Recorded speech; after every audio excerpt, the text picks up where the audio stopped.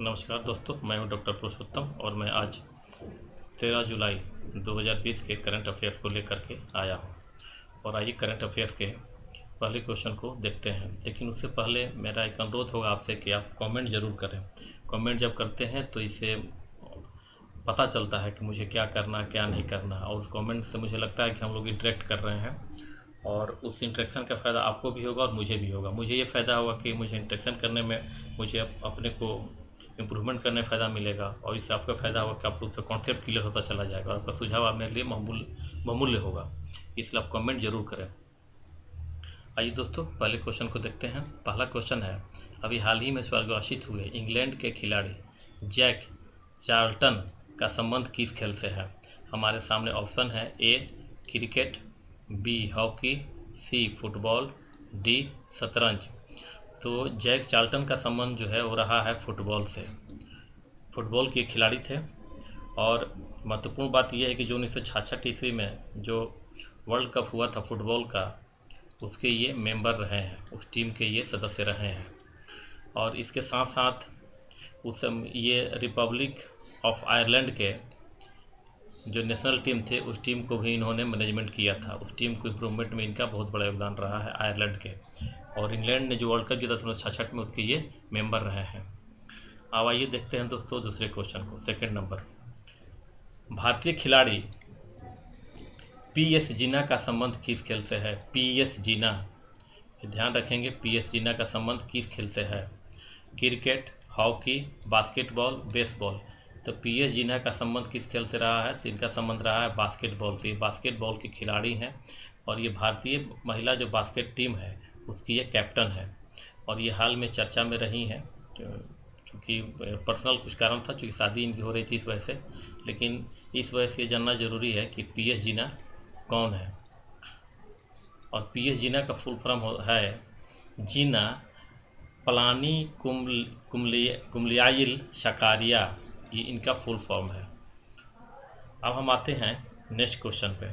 Question number 3, दूती चंद का संबंध किस खेल से है? दूती चंद का संबंध किस खेल से? ए है धावक, बी है शतरंज, सी है बैडमिंटन, डी है हॉकी।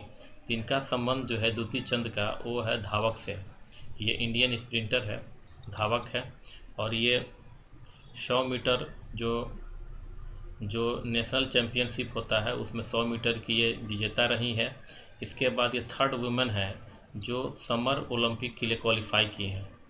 समर ओलंपिक के लिए क्वालिफाई की हैं 100 मीटर के कैटेगरी में, और ये नेशनल चैंपियन रही है 100 मीटर में। और दूती चंद इसलिए हाल में चर्चा में रही हैं कि दूती चंद के ट्रेनिंग और डाइट पे जो खर्चा बहुत ज़्यादा है। इनका कहना है कि 1 लाख रुपया इनका डाइट का खर्चा है। हालांकि मंथ मेंशन नहीं किया है, ये हो सकता 2-3 मंथ का हो। 1 लाख रुपये खर्चा। इसके अलावा ट्रेनिंग में खर्चा है, जो असिस्टेंट उन पर खर्चा है, जिसकी ये भरपाई इस लॉकडाउन में नहीं कर पा रही है। इस वजह से इन्होंने अपने BMW कार को बेच दिया है। तो ये एक तरह से है पीटी के क्वेश्चन से, हम पीटी के पर्पस में नहीं क्वेश्चन को लिया है, लेकिन अगर मेंस में कहीं खेल और खिलाड़ी की स्थिति पाता है तब भी ये भारतीय खिलाड़ी किस प्रकार के दौर से गुजरते हैं ट्रेनिंग के दौरान, उस पर ये एक अच्छा एक उदाहरण है कि किस प्रकार से सरकार के द्वारा भी उन्हें पूरा समर्थन नहीं मिल पाता है, जिस वजह से भी हम खेल के दुनिया में काफ़ी पीछे हैं। अब हम आते हैं तीसरे क्वेश्चन पे, चौथे क्वेश्चन पे। भारत के 2018 के बाघ के सेंसस को गिनीज वर्ल्ड रिकॉर्ड में शामिल किया गया है। गिनीज वर्ल्ड रिकॉर्ड में शामिल किया गया है, क्यों शामिल किया गया है? एक तो बता दें पहले कि जो भारत में जो बाघों की संख्या है वो 2967 है, और ये जो है पूरे विश्व में जो टाइगर है उसका 75% भारत में रहते हैं। अब ये क्यों सेंसस को गिनीज वर्ल्ड रिकॉर्ड में शामिल किया गया है? इसलिए शामिल किया गया है कि भारत में जो बाघों का काउंटिंग किया जाता है, सेंसस किया जाता है, उसके लिए जगह जगह पर कैमरे लगा दिए जाते हैं, और एक कैमरे में के माध्यम से भारत में बाघों का सेंसस होता है, जिसे हम लोग कैमरा ट्रैप कहते हैं। इसे हम लोग क्या बोलते हैं? Camera trap. कैमरा लगा दिया जाता है और कैमरे में उनकी रिकॉर्डिंग को, इससे प्रति टाइगर का हम कैलकुलेशन सही प्रकार से कर पाते हैं। तो ये सबसे वर्ल्ड का सबसे लार्जेस्ट था ये कैमरा ट्रैप, इस वजह से इसे गिनीज वर्ल्ड रिकॉर्ड में शामिल किया गया। और दूसरी बात है कि इस गिनीज वर्ल्ड रिकॉर्ड के इस लेसन में ये पहला ही ये रिकॉर्ड है जो शामिल हुआ है। अब हम आते हैं, देखिए यहाँ पर दिया भी हुआ है कि Guinness book of world record में इनको शामिल किया गया है। यह largest camera trap wild life survey है, लार्जेस्ट कैमरा, ठीक है, इसको ध्यान में ये रखेंगे। इस तरह क्वेश्चन चूँकि इकोलॉजी संबंधित है, इन्वायरमेंट संबंधित है, इसलिए क्वेश्चन आने की पूरी संभावना रहती है। वैसे आपके सारे जो कलेक्शन मेरा रहता है वो बहुत ही, मेरे विचार से तो बहुत अच्छे होते हैं। ये आप ही देखेंगे जब परीक्षा होगी, जब होने वाली होगी परीक्षा से पता चलेगा आपको। अब आते हैं 5 नंबर क्वेश्चन पे। विदेशों से संप्रेषित धन जिसे रेमिटेंस कहते हैं कि प्राप्ति में के मामले में भारत का कौन सा स्थान है। रेमिटेंस हमें पता है कि जो NRI है, जो भारत से बाहर, जो भारतीय पासपोर्ट ये बाहर रहते हैं, इनके पास इंडियन पासपोर्ट होता है और बाहर जाकर काम करते हैं, जिन्हें NRI कहता है, नॉन रेजिडेंट इंडियन कहा जाता है। ये जो बाहर में जाकर के जो पैसा कमाते हैं वो भारत में आकर के भेजते हैं। तो इन जो विदेशों से NRI के द्वारा भारत में पैसा भेजा जाता है उसे हम लोग रेमिटेंस कहते हैं। उस प्राप्ति में भारत का कौन सा स्थान है। तो इसमें जो है ऑप्शन है, 4th है, 3rd है, 2nd है, 1st है। तो इसमें भारत का स्थान जो है 1st है।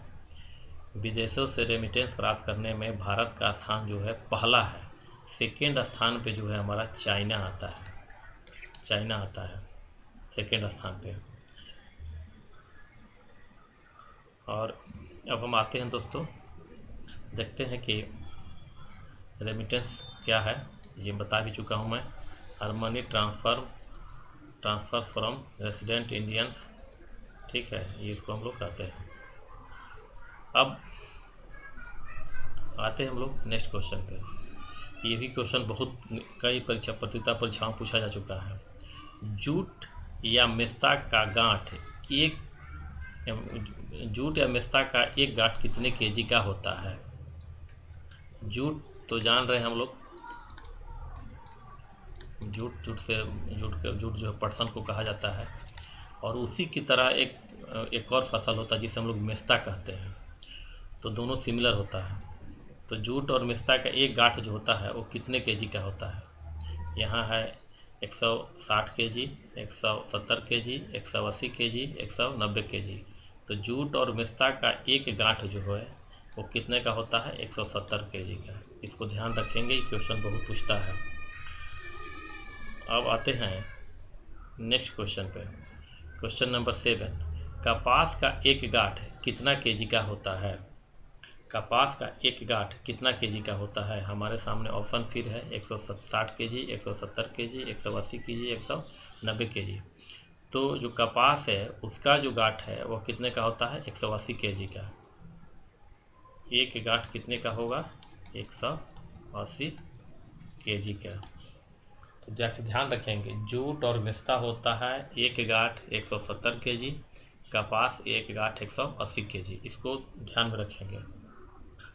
अब आते हैं दोस्तों 9th नंबर क्वेश्चन पे, 8th नंबर पे। कितने फसलों के न्यूनतम समर्थन मूल्य MSP की सिफारिश कृषि लागत एवं मूल्य आयोग करता है। कितने फसलों का।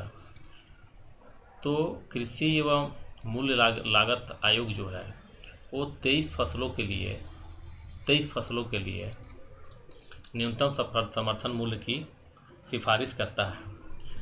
और ये सिफारिश करता है, मानना न मानना ये सरकार की जिम्मेदारी है, भारत सरकार की क्या करेगा, लेकिन सिफारिश यही करता है। तो commission for agriculture cost and price, जिसका शॉर्ट नेम होता है CACP, ठीक है। और देखिए CACP कृषि लागत के मूल्य आयोग का जो है ये पहले नाम नहीं था, इसका 1965 ईस्वी में गठन हुआ था। जब गठन हुआ तो इसका नाम सिर्फ ये था, एग्रीकल्चरल प्राइस कमीशन, कृषि मूल्य आयोग। उस समय इसका नाम था 1965 में कृषि मूल्य आयोग। 1985 में इसका नाम कर दिया गया commission for agricultural cost and prices, ये इसका नाम बदल दिया गया।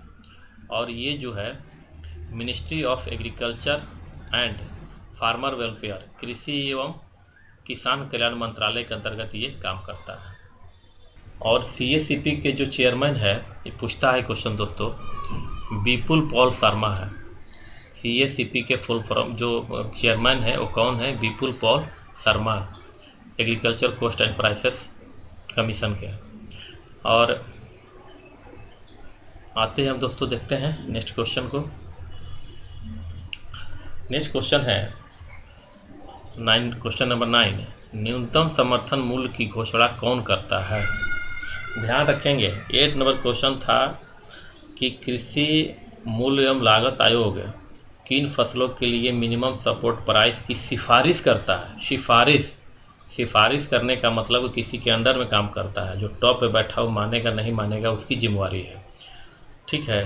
तो ये उसके बारे में बोलता है कि न्यूनतम समर्थन मूल्य की घोषणा कौन करता है, सिफारिश नहीं घोषणा। सिफारिश कर दिया गया और घोषणा कौन करता है?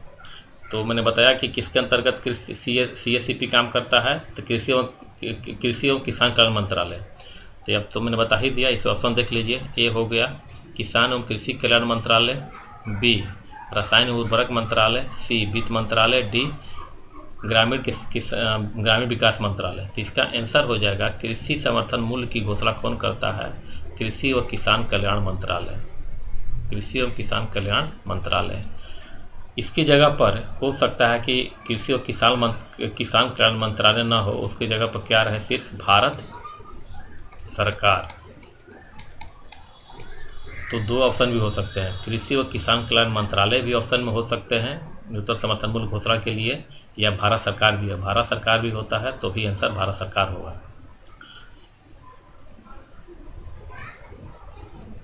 आइए दोस्तों देखते हैं नेक्स्ट क्वेश्चन को। क्वेश्चन नंबर 10, सिंगापुर के पीपुल्स एक्शन पार्टी ने आम चुनाव में जीत हासिल की है, इसके नेता कौन है? सिंगापुर में चुनाव हुआ अभी, और जो पार्टी सत्ता में तो वही पार्टी पुनः जीती है, लेकिन फिर भी महत्वपूर्ण है। तो पीपुल्स एक्शन पार्टी ने आम चुनाव में जीत हासिल की है, इसके नेता कौन है? ऑप्शन ए है ली सिएन लुंग, बी है ली कुआन एव, सी है गो चोंग टोंग, डी है इनमें से कोई नहीं।